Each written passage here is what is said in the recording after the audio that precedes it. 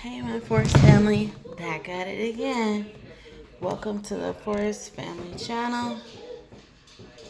Welcome. Come on in and let's talk. Today, y'all, we're going to talk about how to support your child with disabilities. So, those of you who know, I do have a disability. It is called mildly mentally handicapped, which is a learning disability, which is a chemical imbalance in the brain. Those of you who know, I had a mother who also had a learning disability, which was not her fault. She did have seizures till she was like 14. By the time they found out that she had a disability, I believe she was probably like 20 or 21. She had difficulties in school as far as learning. Her speech was very slurred until she became an adult. Um, those of you who know, if y'all don't know what grandma seizures are, um, those are the type of seizures that mostly kids from probably the age of 4, I'm gonna say, to probably adult age have it very on a very constant basis. Even though in the 1950s they did not know exactly what um, seizures were at the time until probably the early 90s, I want to say, and and so that's where that came from. Fast forward, I think it was last year, I found out my daughter had a disability as well. The same as mine, just a little bit different, which is my mild intellectual disability. So I try my best as a parent that has a disability with a child that has a disability, because my parent who is deceased had a disability also. I support her in different ways. So when she gets upset, I try to calm her down. When she has difficulties learning or doing other things, as far as schoolwork or anything, I explain it to her in the best way I can. Um, I always say, okay, hey, calm down, take a couple breathers, it's okay. You don't have to be perfect in everything you learn or don't learn. Your sentences don't have to be perfect. Your letters and periods and commas don't have to be perfect. When it comes to addition, subtraction, multiplication, you don't always have to be perfect in your answers. If you don't know, just ask mommy. If mommy don't know, mommy will ask somebody that knows um, what what they need to help you with. Um, so they feel that she has also on top of the intellectual disability that she has the ADHD or ADD, which I don't think she has necessarily. It's just that when Talasia gets to working on her, whether it's adding, subtracting, multiplication, division, or anything like that, she gets automatically frustrated. Um, Not just with the students, sometimes with their teachers, and sometimes she kind of lashes out, which I don't think most kids have control of their emotions. So I always try to tell her, control your emotion. Don't always get upset about everything. It's okay. No, go over there. It's okay to uh, be upset. It's okay to cry. It's okay to um, have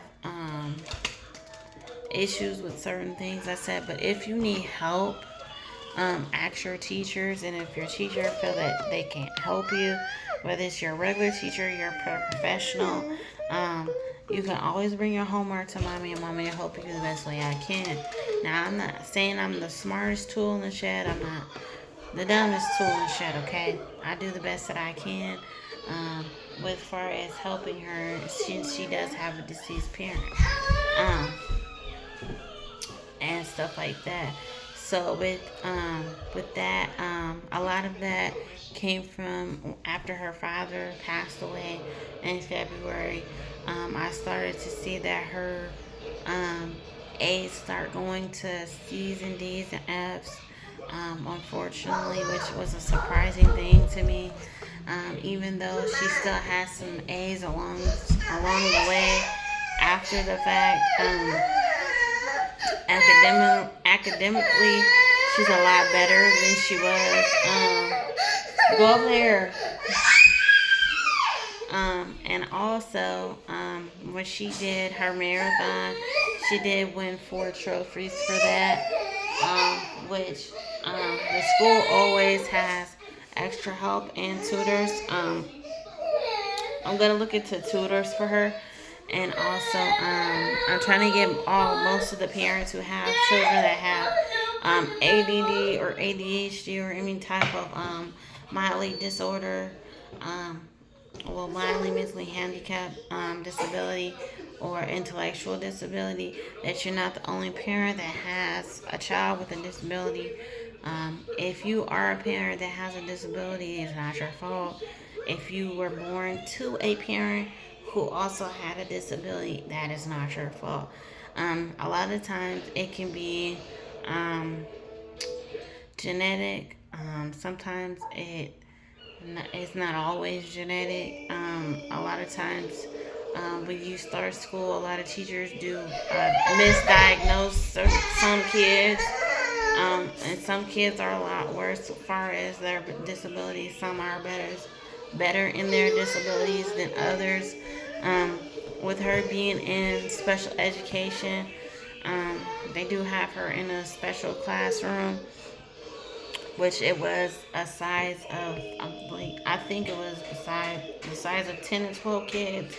I think they're moving them to a different room this year, um, which put her in a smaller group with one or two other kids that have the same type of disability as her, or a little bit different than her disability, which will help her and teach her how to learn certain things.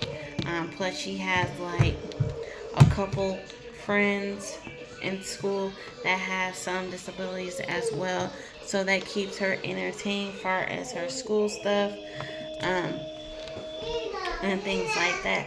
There's nothing wrong um, with people who have disabilities like myself or my child.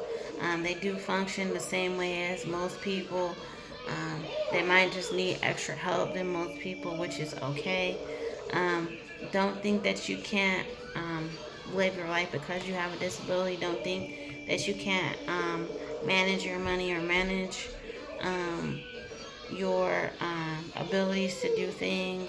Um, don't limit yourself because just because you have a disability, don't think you can't go to a trade school or to a college or to anything else, because you are capable of getting yourself out of special ed or out of special classes of any sort.